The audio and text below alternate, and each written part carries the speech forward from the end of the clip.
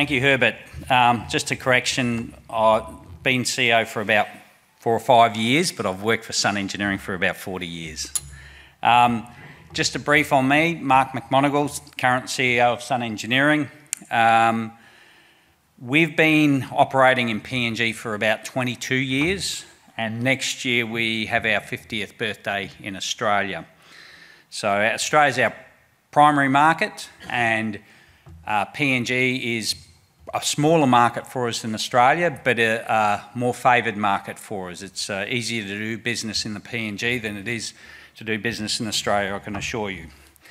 So I'm going to talk to you basically just about the growth and preparing for the boom, not too much about Sun Engineering. And PNG is going to experience significant growth and expansion within the construction industry, with the majority of this work being created off the back of major projects such as the Papua LNG, Kaneoni 2 expansion, Porgera reopening, and possibly Pinyang and Wafi-Golpu. Plus, there is a great potential, I believe, in PNG for downstream processing and manufacturing for export. There will be some slides running as I speak, but they're not linked to my talk, really. They're just to entertain you in case I get too boring. The advantage I believe that PNG has, which will enable it to grow and be ready to maximise the benefit of the construction boom, is that it has an abundance of people. And in world standards, the cost of those people, the cost of the labour market in PNG is very competitive, even more so than China. I was in China, I think 2 weeks ago, visiting our factory there, and the cost of our labour in our workshops in China is about $8 US per hour. The cost of our labour in our workshops in Port Moresby works out to be about $6 US per hour on average. So it is a very cost-effective workforce. What is an impediment to the immediate growth or the optimisation of the construction boom is the skill and education level of the current workforce, the availability of reliable power, and the cost of importing and exporting into PNG. We will see a notable increase in construction activities across the country when these projects start, and the direct results of this will include an increase in the development of other new projects, building infrastructure projects, and employment in other sectors supporting the construction industry.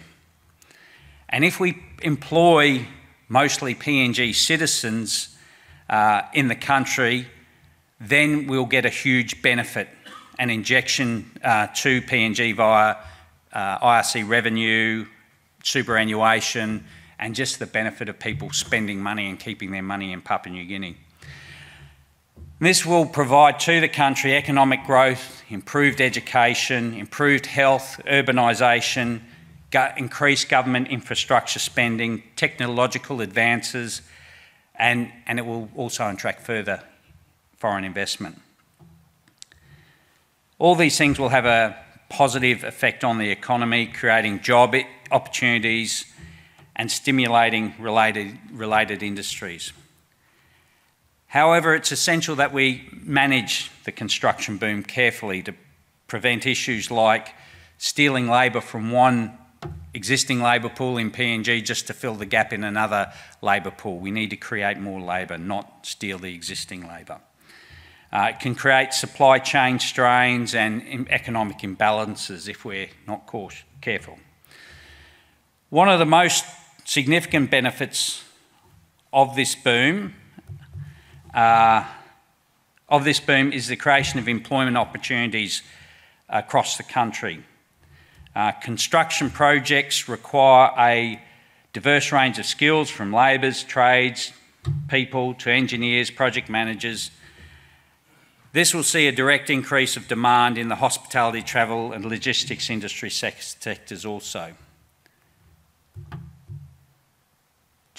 Patrick, I'm just seeing the slides aren't... I'm pressing this one? Yep, until you see the green button. Oh, there we go. Sorry, thanks. Do I need to press it each time or will it go... Oh no, it's going automatically. Thank you. Just in case I'm getting boring, you've got something to look at.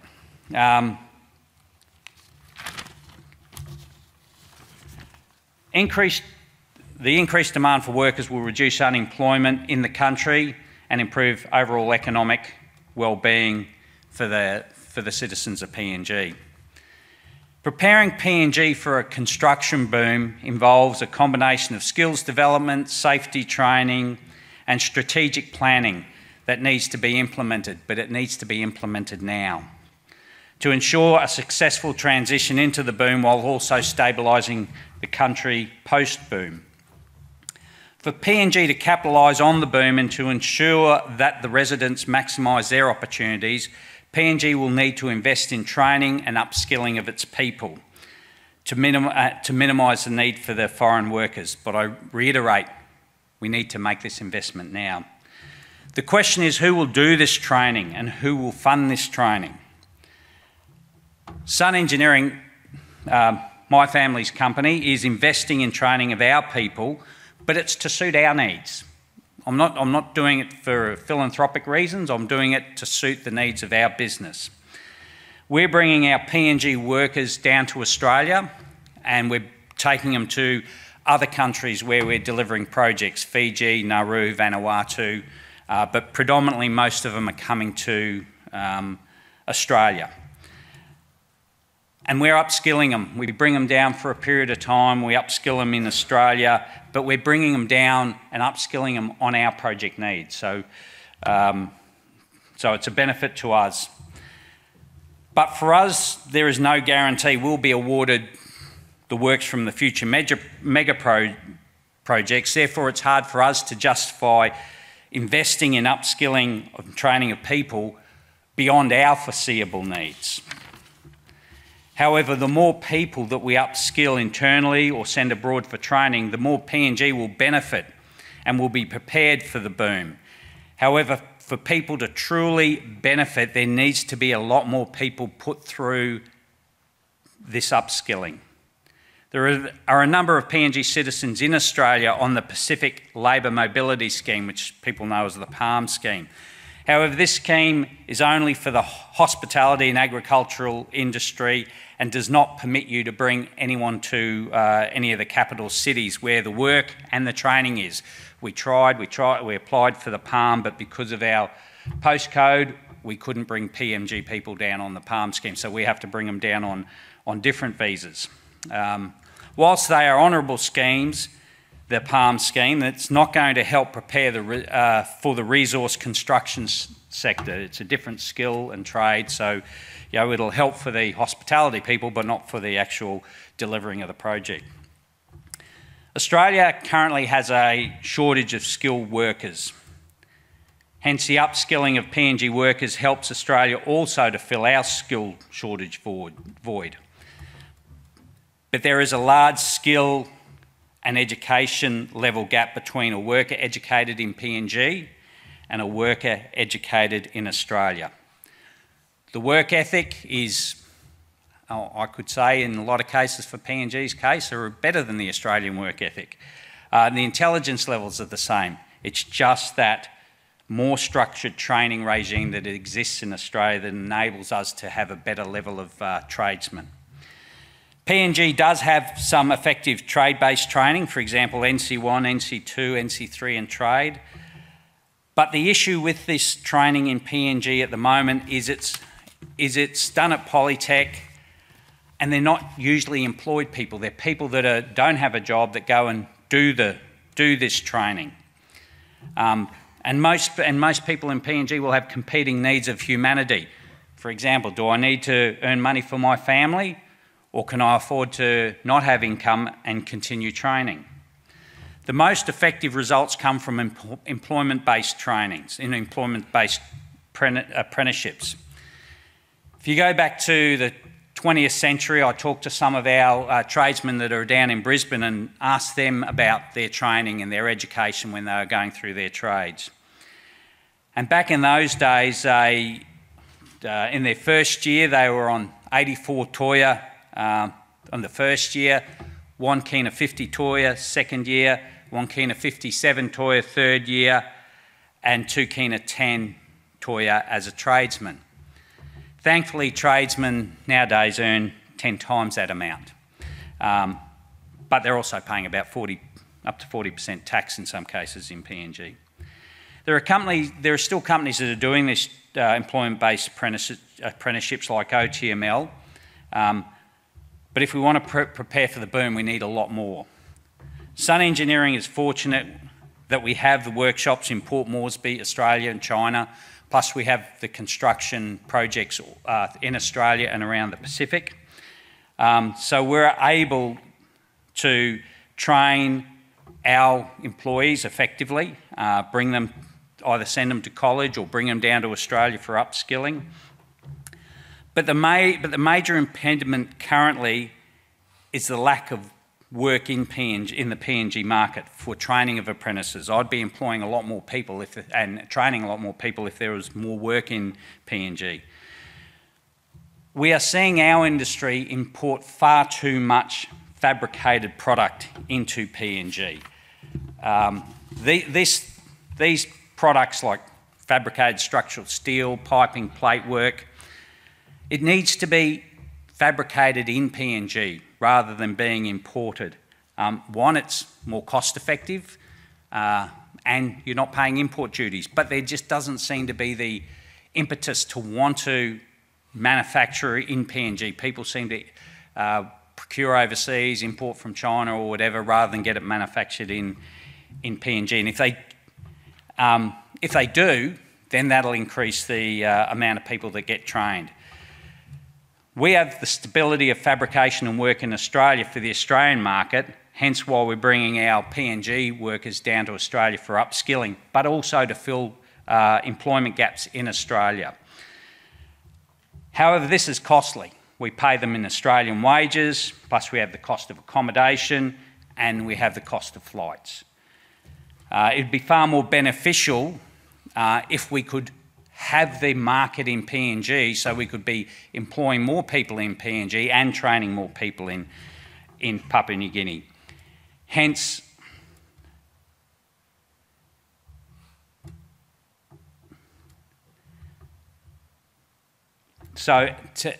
we need to create the industry need. To have training, you need the industry need, and that need is employment. And if we force industry employment, it'll force industry-based training. With industry-based training, the majority of the cost is all paid for by the industry, by the employer. There's no cost really by the government spent on this training. Obviously, the other alternative is training, but in my opinion, there's no use training people if there's no jobs for them to go to. And industry-based training is far more effective. They come out of the training scheme to be a lot more competent when they're trained in an industry-based apprenticeship rather than just being trained without having a job to be using those skills on at the same time. I believe if the government can focus on incentives that attract industry-based training, for example, forcing or reducing the importation of fabricated product into Papua New Guinea and forcing the manufacturing of it in PNG. And if, for example, in the old days it used to have the works department in PNG used to do their own projects, their own roads, and train their own people, put them through college, that was beneficial, that trained people. They seem to be outsourcing that a lot more these days to companies that bring in foreign workforces, which again isn't good for PNG and not preparing for the boom. But this all needs to be done sooner rather than later. Whilst we're exporting our PNG labour to our projects throughout the Pacific and Australia, we are also manufacturing in PNG and exporting to Australia. We've currently got a project for a mining company in Australia where we're building server rooms in our workshop in Port Moresby and exporting them into Australia. Again, creating jobs, creating training, and also creating export dollar for Papua New Guinea and giving economic benefit to PNG. I'd like to I asked some of our PNG employees in Australia their opinion on the training and what they're doing down there in Australia. So I'd like to just play a short video for you to watch and hear it from them rather than me.